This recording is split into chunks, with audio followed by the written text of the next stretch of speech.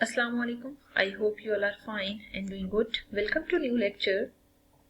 And as we have discussed some properties of cube roots of unity in previous lecture, now we will discuss one more property of cube root of unity. ठीक है, और वो property जो हम prove करने जा रहे हैं वो ये है, prove that the product of three cube roots of unity is 1. ठीक है, देखिए सबसे पहले हम मैथमेटिकल कन्वर्ट कर लेते हैं ना.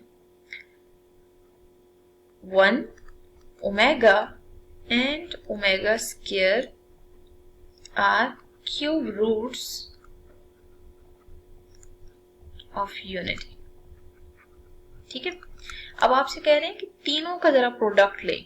1 ओमेगा ओमेगा स्क्वायर, इन तीनों का प्रोडक्ट लें तो आंसर 1 के इक्वल आना चाहिए. ठीक है, तो ऐसा करते हैं, लेफ्ट हैंड साइड हम कंसीडर कर लेते हैं और 1 प्लस ओमेगा स्क्वायर को जरा फाइंड आउट कर लेते हैं. ठीक है, अच्छा अगर हमें ये फाइंड आउट करना है ना तो ऐसा करते हैं कि यहाँ पे डिफाइन कर लेते हैं कि here omega is equal to -1 plus square root of 3 iota divided by 2. ठीक है, मतलब ये ओमेगा की वैल्यू है. हमें कैसे पता चला है कि ये ओमेगा की वैल्यू आ रही है? क्योंकि देखिए यहाँ हमें क्लियर है कि हमने ओमेगा और ओमेगा स्क्वायर को लेट किया हुआ है. ठीक है, तो वो जो दो टर्म्स ओमेगा और ओमेगा स्क्वायर हमने लेट की हुई है ना, उन्हीं टर्म्स को यहाँ पे हमने यूज करना है. ठीक है, तो यहाँ पे बेसिकली ओमेगा और ओमेगा स्क्वायर जो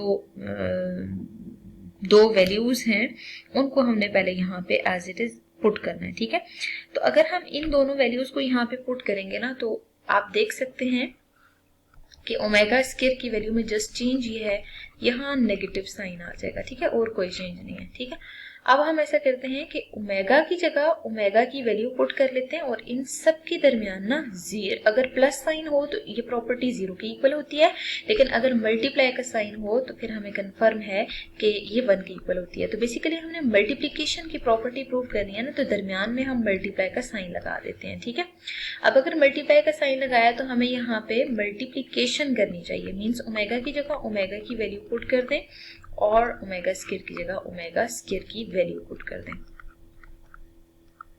ठीक है, अब हम इसको सॉल्व करते हैं. ठीक है, सॉल्यूशन में सबसे पहले ये करें, सारे न्यूमरेटर्स को मल्टीप्लाई करते हैं और डिनोमिनेटर्स को मल्टीप्लाई करते हैं. 1 से मल्टीप्लाई करेंगे ना तो कंफर्म है आंसर वही आएगा. इसका मतलब ये है कि आप जो है वो बाकी जो दो कॉम्प्लेक्स रूट्स आ रहे हैं उन दोनों को मल्टीप्लाई करना है. ठीक है, हॉरिजॉन्टल मल्टीप्लिकेशन मेथड भी यूज कर सकते हैं और ऐसा भी पॉसिबल है कि आप यहाँ पे फार्मूला यूज कर लें, क्योंकि ये यहाँ पे a plus B into A minus B equals A square minus B square वाला फार्मूला भी यूज हो रहा है. तो ये अब आप पे डिपेंड करता है कि आप कौन सी टेक्निक यूज करते हैं. ठीक है, यू कैन सी हियर कि जब मैंने हॉरिजॉन्टल मल्टीप्लिकेशन की है ना तो यहाँ पे आंसर क्या आ रहा है, 1 माइनस माइनस प्लस हो जाएंगे तो यहाँ पे भी स्क्वायर रूट 3 आयोटा और minus square root of 3 iota and minus square root of 3 whole square और आयोटा स्क्वायर आ रहा है डिवाइडेड बाय 2 2 जा 4. यहाँ पे 2 स्क्वायर आ रहा है, 2 स्क्वायर का आंसर 4 की इक्वल हो जाएगा. ठीक है, अब आप देखें 1 as it is, square root 3 with iota will be cancelled out और 3 स्क्वायर का आंसर क्या आ रहा है, 3 आ रहा है और उसके साथ आयोटा स्क्वायर आ रहा है. ठीक है, आयोटा स्क्वायर को हम क्या पुट कर देंगे, -1. ठीक है, क्योंकि हमें पता है कि आयोटा स्क्वायर -1 की इक्वल है. अगर आयोटा स्क्वायर -1 की इक्वल है तो इसकी जगह हम यूज कर लेते हैं 3 इंटू -1. आंसर किसकी इक्वल आ रहा है, 1 माइनस माइनस प्लस हो रहा है. इसका मतलब है 1 प्लस 3/4 आ रहा है.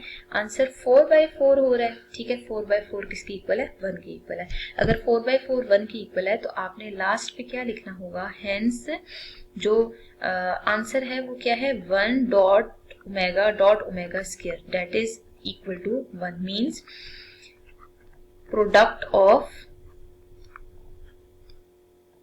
Cube roots of unity is 1. ठीक है, और यही प्रूव हो चुका है. अब हम ऐसा करते हैं, प्रॉपर्टी को मैथमेटिकली भी देखते हैं, यहाँ से एक रिजल्ट जनरेट हो रहा है, ठीक है। वो क्या, 1 डॉट ओमेगा स्क्वायर 1 के इक्वल है, ठीक है। अब आप क्या करें कि लेफ्ट हैंड साइड और राइट हैंड साइड पे जो टर्म सिंप्लीफाई हो रही है उनको सिंप्लीफाई कर दें।